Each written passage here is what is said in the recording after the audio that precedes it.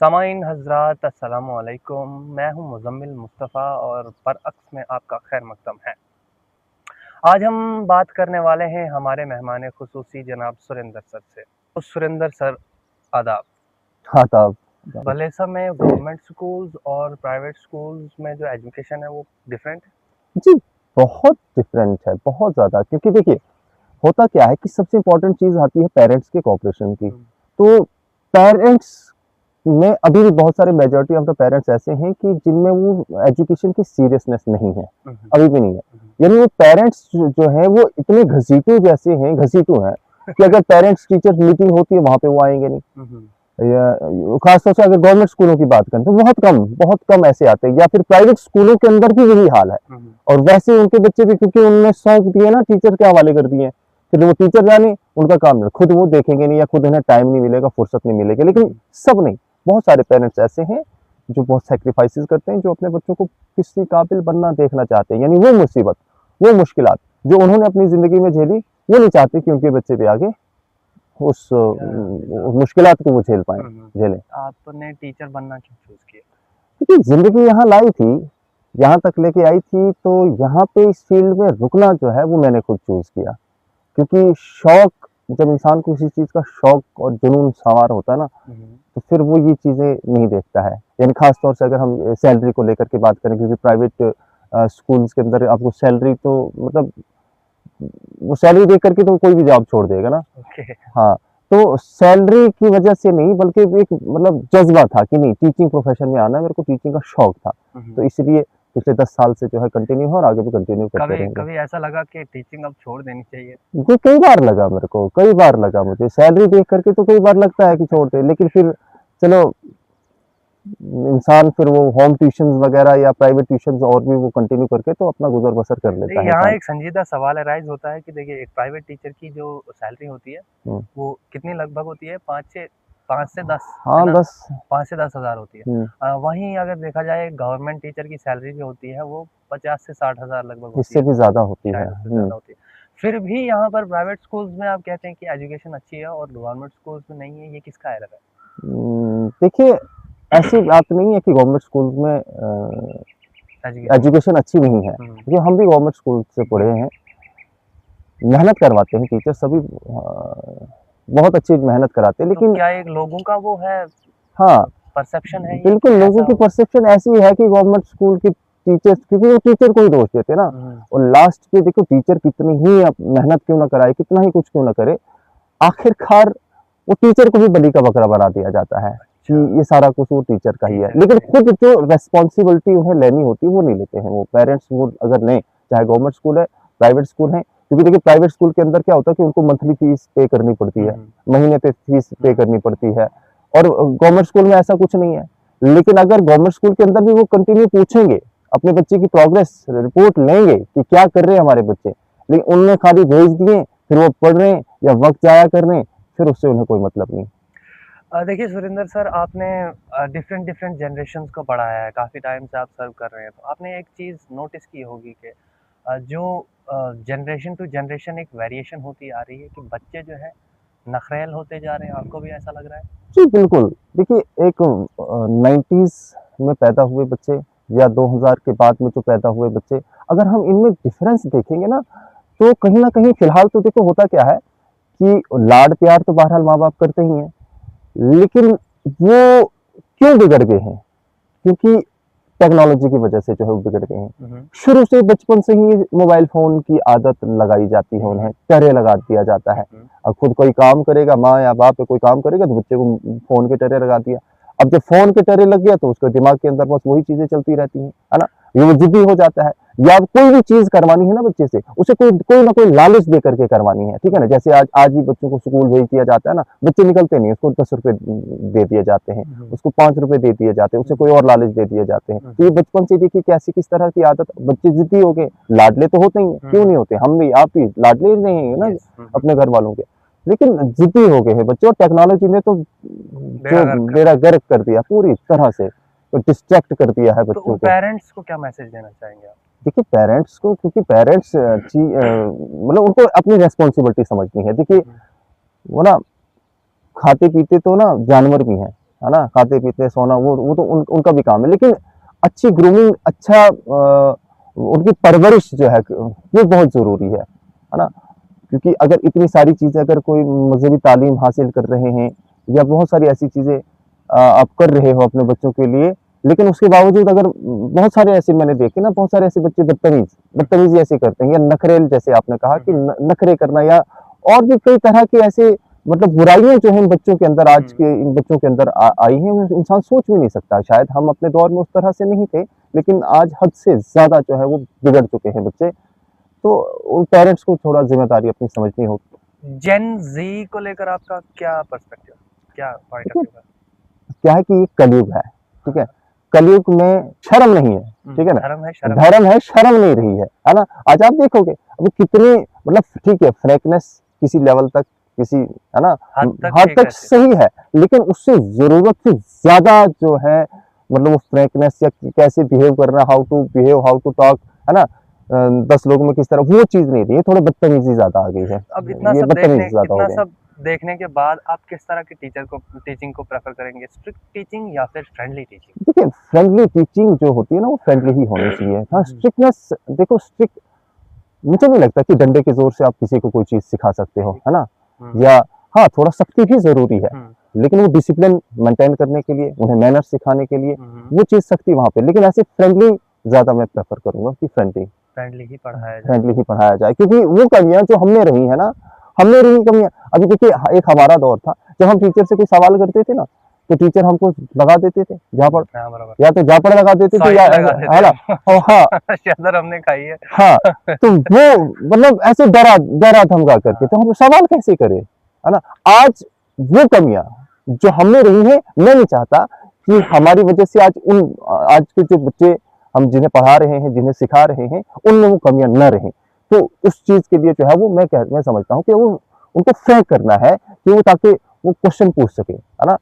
पहले लैंग्वेजेस का एक एप्लीकेशन होता था, कैसे कि हम अगर उर्दू सीखते थे या हिंदी सीखते थे, तो हम उसका खत लिखते थे, क्योंकि खत लिखना प्रैक्टिकल था तब, राइट?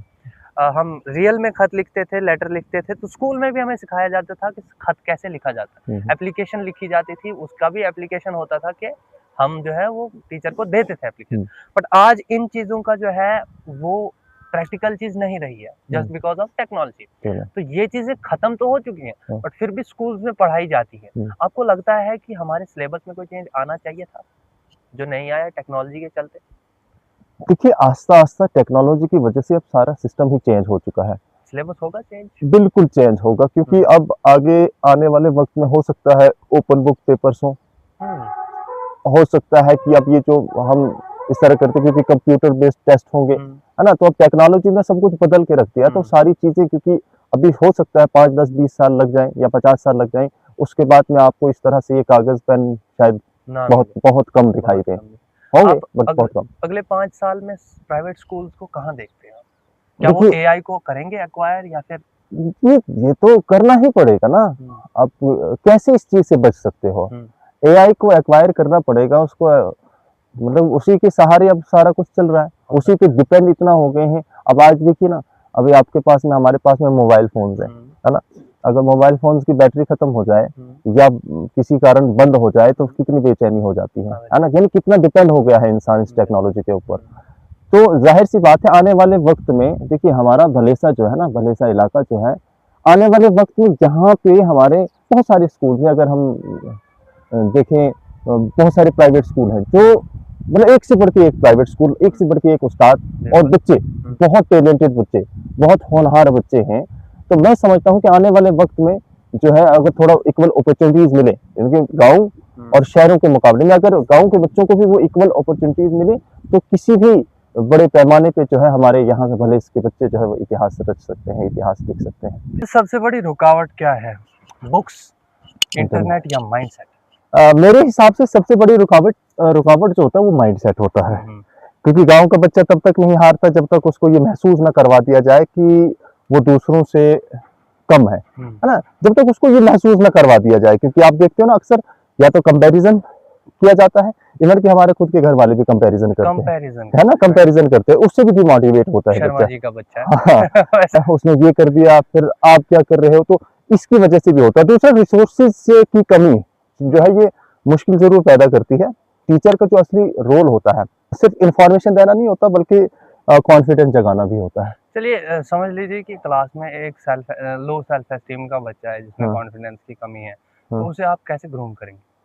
देखिए, सबसे इम्पोर्टेंट चीज़ है कि उसको उस बच्चे को जो है ना, क्योंकि उसको कॉन्फिडेंस नहीं है। बच्चा देखिए टैलेंट हर एक में होता है, लेकिन उसमें वो कॉन्फिडेंस जगाना है, सबसे इम्पोर्टेंट चीज़। उसको कॉन्फिडेंस उसको ये यकीन दिलाना है कि बच्चा वो कर सकते हो, आप कर सकते हो, आप भी कर सकते हो। और मैंने ऐसे बच्चे देखे हैं कि वो बच्चे जो लिखना पढ़ना तो बहरहाल सिखाया है, ऐसी बात नहीं है, बट सामने जाके लेकिन रोते थे। सामने जाकर के वो बोल नहीं पाते थे। वो 4 लफ्ज़ बेशक बहुत अच्छे इंटेलिजेंट ब्रिलियंट बच्चे भी नहीं बोल पाते थे। तो उन्हें उस काबिल बनाया है कि क्योंकि फ्रेंडली माहौल में रखा, फ्रेंडली तरीके से उनसे पेश आए, उनको वो कॉन्फिडेंस बिल्ड किया। और आज अगर आप हमारे स्कूल के अंदर आज आप आओगे ना, हर बच्चा एक से बढ़ के एक स्पीकर आपको मिलेगा। एक ऐसी चीज़ बताइए जो आपको हर रोज़ मोटिवेट करती है स्कूल जाने के देखिए, जज़्बा जब इंसान को किसी चीज़ का जुनून सवार होता है ना, तो उसे पता है कि वो शौक है। अब देखिए ना, शौक के लिए क्या ही चीज़ है जो आपको मोटिवेट करेगी। अभी अगर आपका ये देखिए, आप जो पॉडकास्ट कर रहे हैं, अलग-अलग जगहों पे जाकर के मैं देख रहा हूँ, आपने अपना एक बरकस नाम का एक ये यूट्यूब चैनल है, तो वो शुरू किया है। तो क्या आपको किसी चीज़ ने मोटिवेट किया? नहीं, आपको शौक है, ये आपका ये जज़्बा है, आपका वो दिल करता है ना? आइडियाज़ कि को निकाला हाँ, जाए और बिल्कुल। तो ऐसी-ऐसी कोई बात नहीं है, तो मेरा शौक रहा है और काफ़ी अरसा से ये शौक रहा है कि वो कमियाँ जो हम में रही हैं, वो हम आज की इन बच्चों में नहीं देखना चाहते। क्यों? क्योंकि एडवांसमेंट इतनी ज़्यादा हो चुकी है, डेवलपमेंट इतनी ज़्यादा हो चुकी है और नॉलेज इतना ज़्यादा बढ़ चुका है कि मैं समझता हूँ कि कहीं न कहीं हमारा, हालाँकि भलेसा के बच्चे या भलेसा हमारा अब उतना पीछे नहीं रहा। देखिए ना, हमारे यहाँ भलेसा से कितनी-कितनी ग्रेट पर्सनैलिटीज़ ने जन्म लिया है इस मिट्टी से। तो मैं समझता हूँ कि फिर भी बहुत सारे, क्योंकि क्या होता है कि बेसिक्स हमारे जो होते हैं ना, वो शुरू से वो जब वो क्लियर नहीं होंगे ना, क्योंकि देखो बच्चे को जो लैंग्वेजेस हम यहाँ पे सिखाई सिखाई जाती हैं या कोई भी जो भी सिलेबस जो एकेडमिक जो पढ़ाया जाता है, सिखाया जाता है, ठीक है? बताइए, मुझे बताइए कि वो चीज़ उसको क्या जॉब दिला सकती है? आज नहीं। आज हमारे यहाँ का जो बच्चा जो पढ़ाई कर रहा है ना, उस पढ़ाई करने से सिर्फ वो पढ़ा लिखा मजदूर बनेगा। वो कोई जॉब नहीं दे सकती उसको, कोई स्किल नहीं सिखाया जा रहा, कोई कुछ नहीं। तो मतलब बहुत सारी चीज़ें हैं जो बदलने की ज़रूरत है, बहुत सारी चीज़ें जो बदल रही हैं, जो बदली जा रही हैं, तो अब थोड़ा वक़्त लगेगा, और लेकिन चीज़ें बिल्कुल चेंज सुधार आएगा, चेंज आएगा। रिमोट एरिया में एक टीचर होना जॉब है या मिशन? देखिए, भलेसा जैसे इलाके में टीचिंग सिर्फ जॉब नहीं है, क्योंकि यहाँ टीचर को सिर्फ सिलेबस सँभालना नहीं होता, बल्कि उम्मीद भी सँभालनी पड़ती है, बच्चों की वो उम्मीदें भी, क्योंकि कई बच्चे ऐसे एनवायरनमेंट से आते हैं, जहाँ उन्हें रोज़ ये महसूस करवाया जाता है कि उनके सपने जो हैं, वो बहुत बड़े हैं। और फिर टीचर का काम होता है, उन्हें ये समझाना कि सपने कभी मतलब जगह देखकर पैदा नहीं होते, ठीक तो है? एक बच्चा टीचर से क्या एक्सपेक्ट करता है? वो तो यही एक्सपेक्ट करेगा ना कि खिलाए, हँसाए सर हमें, तो बस उसी तरह से उनका दिल बहलता रहे, टाइम खेलना पास होता कूदना रहे, है ना? ज़्यादा अच्छा खेलना लगता कूदना है। ही ज़्यादा अच्छा लगेगा, है ना? तो लेकिन हँसते-खेलते जो है चीज़ें सिखाई जा सकती हैं और सिखाई बच्चा जा सीखता है और वो कभी भूलता नहीं है। एक ऐसा बच्चा जो आपको कभी भूलेगा नहीं मतलब अब देखिए, आप खुद को ही देख लीजिए, आप भी हमारे स्टूडेंट रहे हैं ओके, और भी बहुत सारे ऐसे बच्चे हैं ये तो कि जो अक्सर मतलब लो कॉन्फिडेंस था उनका, बहुत मतलब वो बोल नहीं पाते थे, मैं शाय तो थे रोता थोड़ा, था आगे है ना? मॉर्निंग असेंबली में जाके। तो अब ज़ाहिर-सी बात है, कुछ ऐसे बच्चों को उस काबिल बनाना कि वो आज मॉर्निंग असेंबली को होस्ट करें, वो मॉर्निंग असेंबली प्रोग्राम होस्ट करें। वो ऐसे बेबाक और बेखौफ अंदाज से जो है वो अपना कोई स्पीच किसी भी टॉपिक को लेकर के वो किसी भी लैंग्वेज में, चाहे इंग्लिश हो, हिंदी हो या उर्दू में, वो डिलीवर करे। तो फिर ज़ाहिर-सी बात है, फिर इससे बढ़ के ऐसे मतलब बहुत सारी मिसाल है, ऐसे छोटे से लेके बड़े बच्चों तक की ऐसी बहुत सारी मिसालें हैं। और स्टूडेंट्स के लिए एक मैसेज। स्टूडेंट्स के लिए देखिए, कामयाबियाँ, ऊँचाइयाँ जितनी छू लो, कामयाब तो हो ही जाएँगे, हर कोई यहाँ हमारे भलेसा से नाम रोशन करेगा, लेकिन मैं उन्हें यही कहूँगा कि अपने भलेसा को कभी मत भूलना, अपनी जड़ों को कभी मत भूलना। और क्योंकि जिस मिट्टी में आप पैदा हुए हो, जहाँ आप जन्मे हो, तो उसका कर्ज़ जो है ना, वो अदा नहीं कर सकते हम। तो जितना हो सके अपने इस भलेसा के लिए, अपने इलाके के लिए जो भी पन पड़े वो ज़रूर करना। कल को जब आप किसी भी बड़े मकाम पे पहुँच जाएँ, और अपने टीचर्स, अपने पेरेंट्स को कभी मत भूलना, और क्योंकि इतने भी बड़े मत हो जाना कि उन वो आपके आपके टीचर्स या आपके पेरेंट्स आपको छोटे लगने लगें। इसमें मुझे परवीन शाकिर के कुछ अशार याद आ रहे हैं। शौक को आज़िम सफ़र रखिए, बेखबर बन के सब खबर रखिए, चाहे नजरें हो आसमानों पर, पाँव लेकिन ज़मीन पर रखिए। चलिए इसी के साथ आज का सेशन समाप्त करते हैं। हमें दीजिए इजाज़त। अल्लाह हाफ़िज़।